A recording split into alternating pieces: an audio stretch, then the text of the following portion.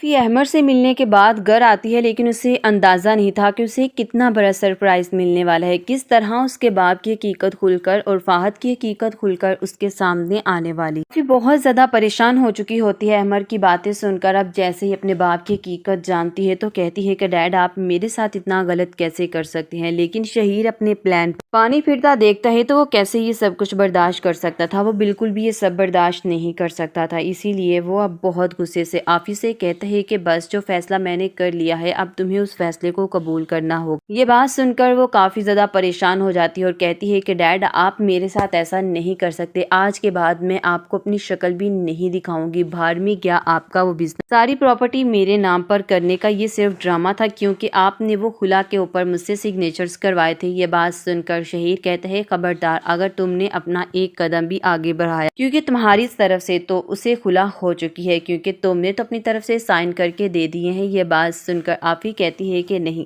अहमर ने अभी उस पर सिग्नेचर्स नहीं किए, इसीलिए अब मैं इस घर में नहीं रहने वाली। आफी को उसका बाप उसके कमरे में किडनैप कर देता है, बंद करके रख देता है। कहता है कि बस असल जगह तुम्हारी ये है और मैं खुद अहमर को फोर्स करूंगा अपना मोबाइल दो। उसका ज़बरदस्ती मोबाइल भी छीन लिया जाता है।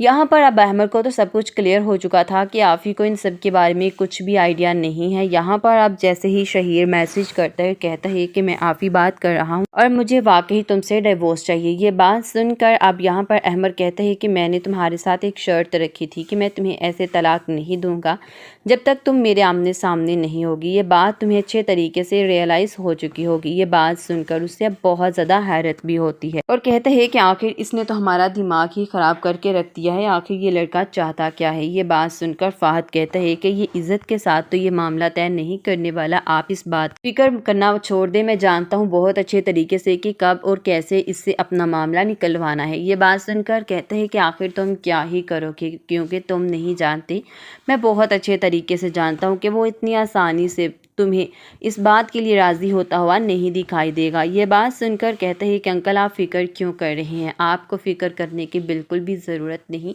क्योंकि मैं जानता हूँ बहुत अच्छे तरीके से। लेकिन यहाँ पर आफी को अब अहमर के पास जाना है, बहुत तड़प रही होती है। लेकिन दूसरी तरफ अहमर तो अपने भाइयों के ही झंडों में पड़ा हुआ होता है, उसके ही झगड़े ख़त्म नहीं होते, क्योंकि शारी कभी इस घर से नहीं जाने वाला। जो यही कहता है कि आखिर तुम्हें क्या लगता है कि मैं इस घर से चला जाऊँगा, बिल्कुल भी नहीं, मुझे अपना घर होते हुए बाहर जाने की ज़रूरत क्या है। ये बात सुनकर अहमर अब कहते हैं कि मैं अपने घर में इसी तरह का कोई फसाद और कोई झगड़ा नहीं चाहता, इसीलिए बेहतर होगा कि ये सब कुछ फसाद करना छोड़ दें और चले जाइए अपने अपने घर पर। ये घर मेरे नाम पर है और मैं इसकी रकम आप लोगों को दे चुका हूँ, इसीलिए अब आप लोगों का इस घर में रहना बनता तो नहीं है।